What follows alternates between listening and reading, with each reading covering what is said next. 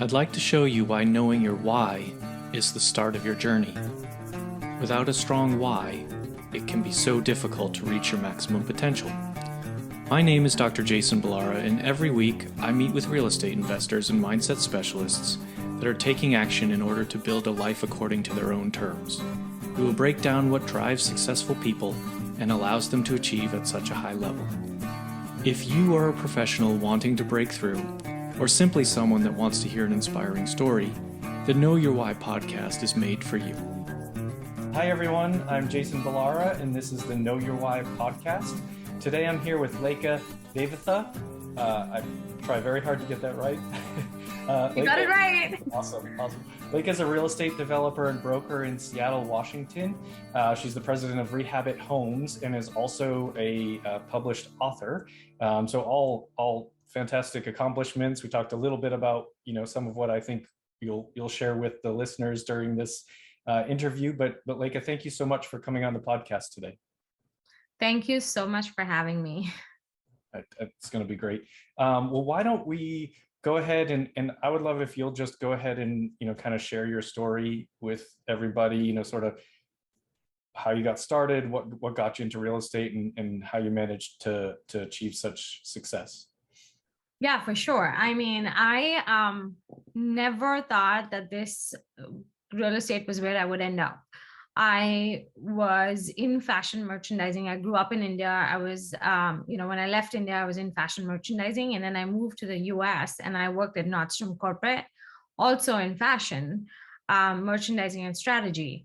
And so, and I always, the only, I want to say exposure to real estate that I had was like being a real estate broker, selling and buying homes. So I didn't know that people bought homes as investment properties. I didn't know that people bought large multifamily, like syndicated or flipped homes. Like those were all like alien concepts to me back in 2014. And I just happened to hear about a friend of mine flipping a house. And I was like, what is that? And so I started researching it, and then I ended up finding a course, Fortune Builders, that kind of showed me the different aspects to real estate investing, what was out there. And what was cool is I knew it was going to take a lot of work. I knew it was going to take a lot of hustle and grit and mental stamina, but the results were there. There were people that were going on stage and talking about all these amazing deals that they've done and the portfolios that they own. And I was like, well, if they can do it, like I can do it. And so that's pretty much how I got started. I flipped one house in 2014, and fast forward today, 7.5 years later, I have flipped over 50 single family homes. They're all down to the studs remodels. I don't do any cosmetic ones. I flip buildings now, and I just bought my first commercial property a couple of weeks ago. And also I'm part of like a massive $30 million syndication. So big things can happen, with little dreams and a lot of grit. Yeah, absolutely. So Right. It's interesting to me that you said so when you were, are you still a real estate broker? Are you still actively doing that? Yeah. Yeah, So, I'm now also a real estate broker. I got my brokers. I always wanted to be an investor first and learn that before I became a real estate broker. So I only got my broker's license in 2017, but I've been investing for a lot longer than that. okay, gotcha. So I guess that sort of answers my question. One of the things I've always wondered, especially as you know, with multifamily, the brokers there's not like there's no Redfin or Zillow to go online and sort of Right. everything that's available. And so the brokers have a great deal of control over the market. And it always I've wondered, well, why don't the brokers just buy everything? Right? If they have, these are these great deals, they have the access to them first. I've always wondered, why don't they just go ahead and do that? I mean, obviously I don't think they can buy every deal, but it's and I think it applies in single family as a single family real estate broker that many of them don't seem to do any of the investing side, even though they essentially, you would have first look at a lot of these deals. Do you think that that's do you think there's a reason behind that? It's so funny that you asked me this question. I'm actually part of a very, very prestigious, amazing brokerage in my area. We're one of the top producing brokerages, and there's like 300 agents in my office. And I think out of the 300 brokers, there's maybe 1% that actually invests in real estate and works on building passive income. And I think that's because brokers have this mentality of just, producing active income through buying and selling homes. They don't have this concept of actually holding it, creating, passive income. It's just not a concept that they're privy to, which is really sad, because although they're in the space of finding these amazing homes, finding them off market because they're talking directly to sellers, they don't have the savvy or the know-how to go out and invest themselves. And I'm actually speaking to my brokerage in a couple of weeks, or maybe a month, about how they should do that and how they can do that. Because I didn't want to become a real estate broker and then forego my investing career. And that's why I did the reverse. Like, I became an investor first, and then I became a real estate broker. And being a broker was not my primary means of income. And it was just a way to support my investment career. And I think also being an investor and not a broker, is the beauty of that is you have time freedom more than anything else. You're on your own schedule. You don't feel like doing a project, don't do it. You don't feel like going to an appointment, don't go, because it's on your time. And there's good and bad to that, but at the end of the day, you're not on a seller's time or a buyer's time or someone else's time. So I feel like that is the most important thing, and that's what we need to educate our brokers on, because I see a lot of brokers getting burnt, especially in hot markets. So yeah. Yeah. I mean, that's great that you're gonna, sort of spread the word at your brokerage. It's just, I guess it's maybe no different than any other, W-2 job, in the sense that lots of people are out there working really, really hard, but not putting their money to use and having it, kind of do something for them from a passive income. Yeah, I think it's like also having the golden handcuffs. Yeah. If you're making so much money, then why would you stop that and kind of, divert from that, from the steady flow cash flow, to go here and build a passive income portfolio, or go invest in flips or whatever it is, right? You're already making enough money. So it's like a chicken and egg problem. Yeah. Yeah. And I mean, it is just that it's kind of, you really can get caught up in that. I mean, I got caught up in that in my career. It was just like, right. Well, here's how I make more money. I go and I work more. It was just kind of doing that. And it's just, if you're selling houses, whatever it is, you're generating, especially if you're generating a good income, it's almost easier to not invest, because you're like, oh, I have enough money right now. But right. Yeah, when you start to think about the long term, it makes a whole lot more sense to get into that passive game. So how did you decide to start flipping? Great question. When it came to real estate investing, I wanted to actually do new construction. I wanted to go out, buy land, and build brand new. And that's only because I didn't know that flipping even existed. So I started researching new construction projects and realized that it was going to take me 2 to 3 years. And that's a long time to go. And we were just coming off the Great Recession, right? So that's a long time to go through something and not get paid, without there being a definitive end in sight. Without there someone saying, okay, if you do this, this, and this, then here's your profit you're going to make. Because the market could crash, you could have a lot of competition, you might just not end up making as much money. And so I decided to take the easier path, if you will. And so I said, okay, fine, let's do something that is more short term, that I can get in and out quickly, where there's not that much market fluctuation, And so I said, okay, let me go in and do a cosmetic flip. So when I bought my first project, I thought it was a cosmetic flip, and it ended up being a full gut remodel.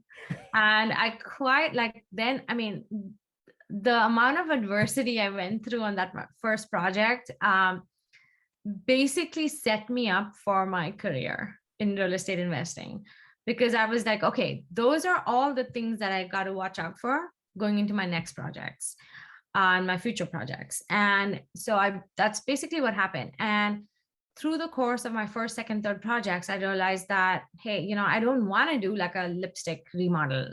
I want to take things down to the studs and then reconstruct. And that's kind of what I became good at. Yeah. And so I just continued to do that. It's funny, I think you would maybe hear some people say that was a mistake, right? That first flip, you thought you were getting a cosmetic remodel, and turns out to be a full gut. And for people that don't know the difference, that's a tremendous difference in the amount of work and the amount of money that goes into that, renovation. It's not a little bit of paint and carpet. It's, really all new systems. I'm familiar, so I know. With our house, we ended up basically with a house that was just the studs and a roof, which is not what we planned. But you get into it and you're like, here's another problem, here's another problem. But there's a couple of really cool points there. Is, one, it sets you on a path to actually doing that on purpose, which, and I agree with you. To me, that's kind of the best way to do a flip, because everything in that house is the way it should be, right? It's like you sometimes watch these HGTV flip shows, and it's like, I'm watching the show and I know they're not fixing this 50-year-old plumbing or some of the incredibly old electrical. And it's just when you go down to the studs, you can make sure everything's up to code, and really be producing a product to be proud of, rather than just trying to sort of make a quick dollar. Absolutely agree with you. Yeah. And so, and I think if you had, maybe if your first one had stayed just a cosmetic flip, you might not have potentially even kind of gone that way, or maybe you would have run into that problem on a future flip or something like that. But yeah, very, very interesting. I think it's probably a little bit different than what I feel like most people think about when they think the strategy that you should do for flipping is go in and find the thing with the least amount of work, and realistically, maybe not. Maybe you're better off. What do you do, I guess? So then how do you, if that's your strategy, how are you determining what are the correct deals to buy? I walk a lot of houses, and I evaluate a bunch of houses on, just do a desktop analysis every day. I see about two to three deals a day, and I reject 90% of the deals that are sent to me. And for me, where I'm buying, my location matters a lot. The floor plan, not so much, because I typically take it down to the studs and rebuild. So if there's a fireplace in the middle of the house, it's not a big deal. The more distressed it is, the larger the spread, and the larger the spread, the less risky your investment is. And so I'm always looking for those large spread remodels, because I'm putting in the work anyway. So why not just, take it down to the studs and start from systems, insulation upgrade, all of that. And then I have, I don't have a cash on cash return that I look for, because I typically am not even putting any cash into it. I have bridge lenders, partners, all that stuff. So, but I'm just looking at a straight up profit. I wouldn't touch anything less than 100K profit. And so I have learned to just do more deals with less. My last, I want to say 6 flips have averaged a profit of 2 to 250K. And so those are the only kinds of deals I do. And I've gotten really good at picking them. So I see a lot, but I say no to a lot. Yeah, yeah. And, I mean, and that comes with the experience, right? Now if you're Right. 7.5 years into doing this, it's probably easier to spot the deals. You have a reputation. I suspect you probably even have people bringing you the deal. The Yeah, I don't do any deals off like an email blast anymore. I only do deals when a broker calls me and says, we have this amazing deal for you. And so it's like they're not blasting the deals that they send out to me. In fact, the I'm buying a flip right now, and I said yes to the wholesaler 2 weeks ago, and I haven't even given them my earnest money check, but the deal is being held for me. And it's like a pretty hot deal. And the only reason that I'm able to do that is because of my track record, because of my relationship with these people, and how I am able to constantly buy and deliver. So I think those things are important when you're starting this. Is always doing what you say you'll do, Yeah, yeah, and yeah. taking care of the people that are essentially, going out there and finding these amazing deals for you. Yeah, that's a great point. Just following through. I mean, that probably sets you Yeah. apart from 90% of people, just by following through and doing what you say you're going to do. So it's a great point. So the flipping business is not passive, right? That's a revenue generator essentially. And so now I don't know if you're completely shifting your focus or if you're just trying to combine the two in terms of having buy and hold real estate as Yeah. well. What's your kind of strategy going forward with that? Yeah. So I started holding properties back in 2017. And I hold anything from single families to fourplexes. Um, and I just bought a 7-unit office building. And so I love holding properties because over the years, I have let go of some incredible homes or some incredible properties because my mentality was to fix and flip. Yeah. It's not a bad thing, but you're right. It is very active. You pay a lot of taxes at the end of the day. And so it's just not as lucrative to the amount of work you're putting in. Um, it just depends on the deals that are coming my way. If it makes a good buy and hold, then I will hold it. If it doesn't make a good buy and hold and we're just selling off the property, or like if it's better to sell the property, make a massive profit, then I do that. I take the profit and then go buy a rental property. Right. So I use my active income to fuel my passive income. Yeah.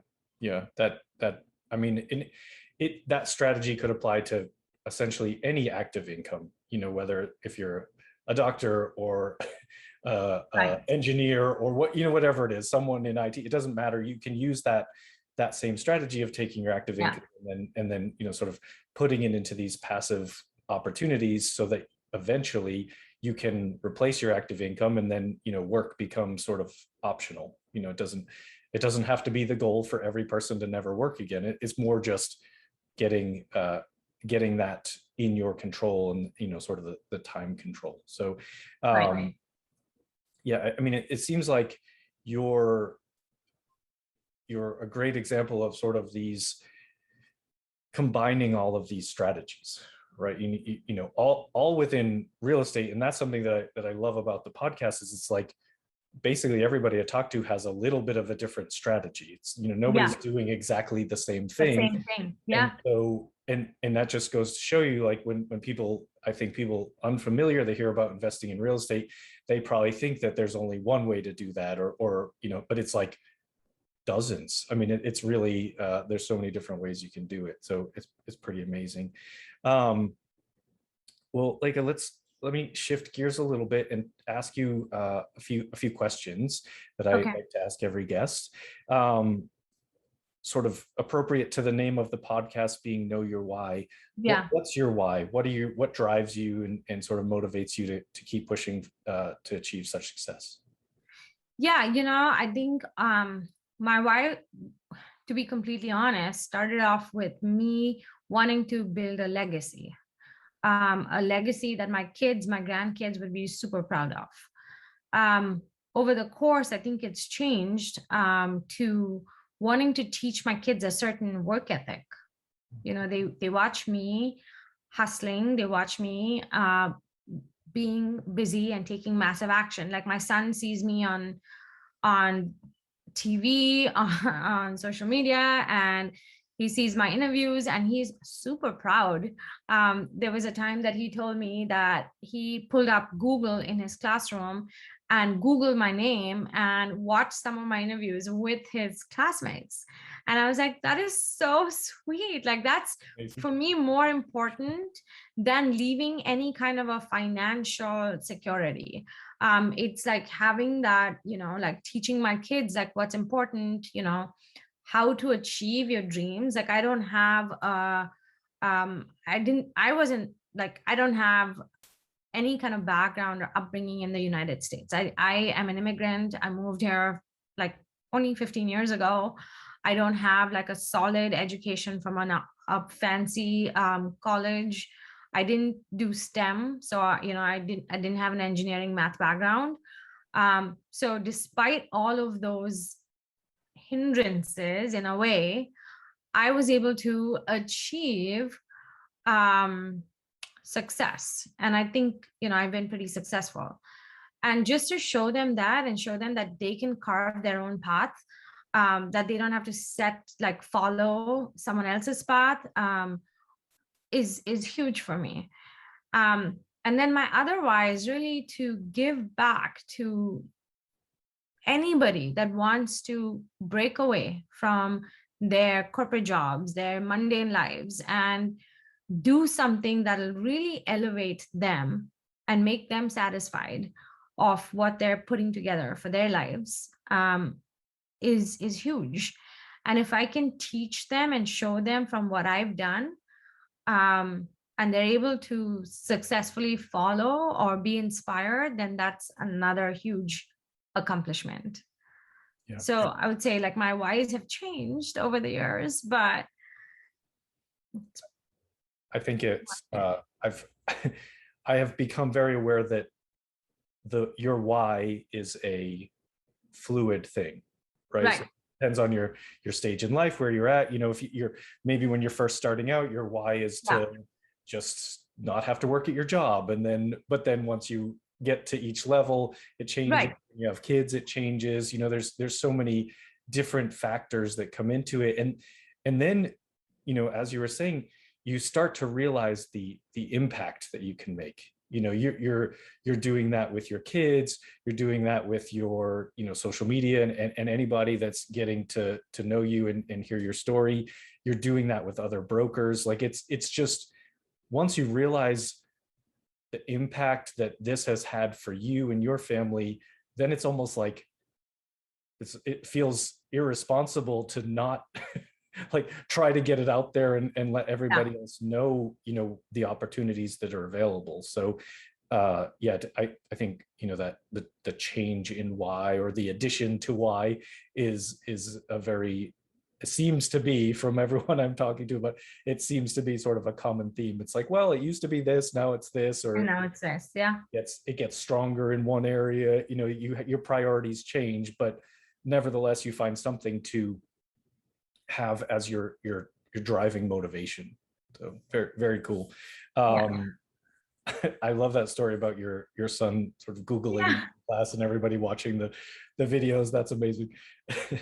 Well, tell me something about yourself that maybe isn't common knowledge, whether that's a special skill or a hobby, something you're trying to work on, just something that's maybe not known by most. Oh my Lord. Putting me on the spot. I built my first company when I was 18 years old. And I did that by hand making craft out of bread that we eat. And it was pretty cool. I was actually grounded because I was caught partying late at night. And so my parents basically grounded me and said that I wasn't allowed to step out of the house till I finished college, which was a bit dramatic, but I was grounded nonetheless. And so I was like, okay, I'm stuck at home and I got to find a hobby. And so I researched this craft and I learned it and I started making like the most stunning things out of it. The local paper got wind of it and put me, I was 18 years old. They put me all over the newspaper, and I became like this local legend. And then what happened was a lot of people reached out to me and said, hey, I want to learn this craft. I want to do this. Can you teach me? And so I started a school to teach people this craft. And of course, my parents were completely on board. They supported it. They like helped, make this bigger.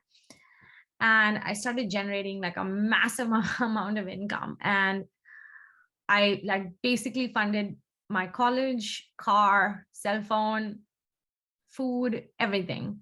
And it's pretty cool. It was pretty cool. I was 18 years old and I always knew since then that I was going to be an entrepreneur. I would work for myself. I would be my own boss. And so like every day that I went to work for someone else crushed me. And that kind of gave me the ability to go out and seek my own path. That's awesome. So, I mean, it's funny, you sort of earlier mentioned, and you used the word hindrances about, you didn't go to a STEM school and all of this. Right. I feel like the more of this I hear, I almost feel like traditional schooling might be the hindrance. Like it might be the thing that's holding people back from really big achievements. Because we need that. We need people in engineering. We need people to move the world. I get that. And to be able to do that, people need to go through some kind of a traditional school environment. But I just feel like it's not for everybody. And if your child is not, inclined towards that, it's not the end of the world. I feel like there's so many other opportunities for kids to go out and do some cool things. Yeah, absolutely. And they don't teach us any of this in school. No, right? Not at all. You want to be an engineer, you want to be a doctor, or whatever, you have to go to school for those things. That makes sense. But it sure would be nice if there was some, I guess it's on us as parents, but like if there was some part of school that was like, here's how to be smart about finances, here's how to potentially use some of your income that you generate to create passive income, like some things here are ways to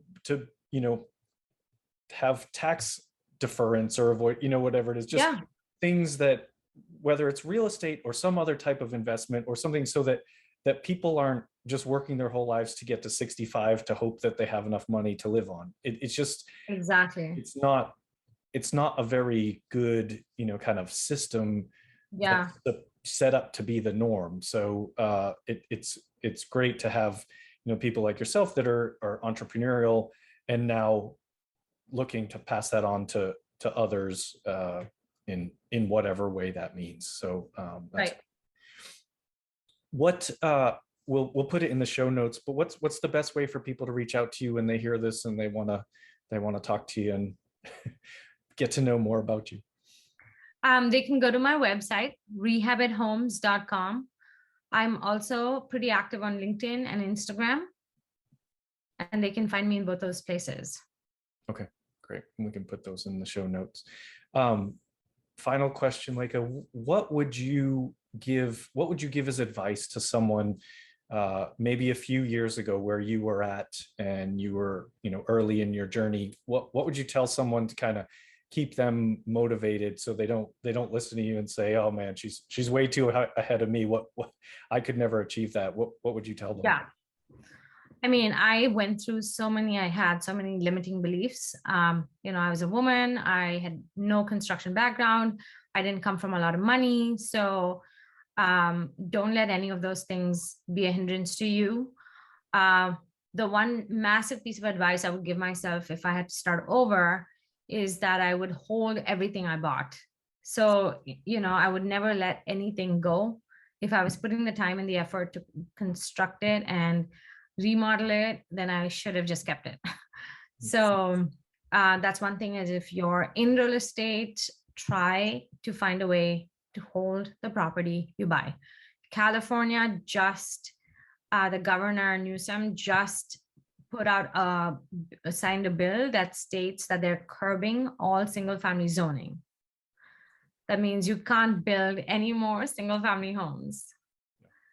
So I just wish, from the get-go, I was holding on to properties, but never too late. Well, so, follow-up question to that, maybe a little bit of devil's advocate. You were flipping, and so you needed something to generate revenue. Right. And I hear people say that, oh, I never should have sold this because now in hindsight that values went up and all of that stuff. But at the time, if you had it, it's an interesting kind of place to be at in the beginning when you're like, yes, I would love to hold everything, but then how do I get the money to get to the next step? And so there are ways. So what would you say to that? Great question. Have you heard of the BRRRR strategy? The buy, rehab, rent, refinance. If you can find a property that you can BRRRR, then the amazing thing is you can actually pull all your money out with a cash out refinance and move on to the next project and use the money to fuel the next project and the next project and the next project. I was able to actually get my, I own about 27 units now, and it's all in the hot, like Seattle market. So every unit's like $400,000 or $500,000 a piece. And I was only able to do that because I was able to cash out refinance. So traditionally BRRRR my properties. That portfolio costs way too much money to keep funding myself and putting in those down payments. So the only way you can do that is by buying a distressed property, by raising the value, renting it out. So when the bank appraises it, your appraisal is pretty high compared to the loan amount that you're seeking. And then you can get your bank to give you as much money as a building appraised for and do a full cash out refinance. So pull all the money that you put into it out and take that money and go invest in the next project. Yeah. No, it's a great strategy. And like I said, I was sort of just playing devil's advocate because there are ways to do it. And that's a great one. Other people's money. I mean, there's ways to make that stuff happen. Right. Despite what you may not know that right away, but the information is out there and there's ways to make it happen. So yeah, I think, there's a lot of people that would say, well, if I had kept everything I bought, 10 years ago, now it's worth 3 times as much money. And that's true. That's what real estate does. That's the power of real estate. And so it's like, you'd be hard pressed to find a piece of real estate that's worth less money now than it was 10 years ago. Like 10 years ago. It doesn't really happen. And so it's kind of like people they sort of miss that the power of time when they're, and again, it comes down to the limiting beliefs and everything. You're just like, oh, I don't have the money. If you commit to it for a short amount of time, you're still going to get exponential gains over that long term. So I think, and the BRRRR strategy is a great one. So thank you for that. Well, great. That was awesome. That was a ton of information, a ton of value for people. I really appreciate you coming on. Thank you so much for being on the podcast. Thank you for having me, Jason. Absolutely. All right, everyone. Have a great day. I'd like to show you why knowing your why is the start of your journey. Without a strong why, it can be so difficult to reach your maximum potential. My name is Dr. Jason Balara, and every week I meet with real estate investors and mindset specialists that are taking action in order to build a life according to their own terms. We will break down what drives successful people and allows them to achieve at such a high level. If you are a professional wanting to break through, or simply someone that wants to hear an inspiring story, the Know Your Why podcast is made for you.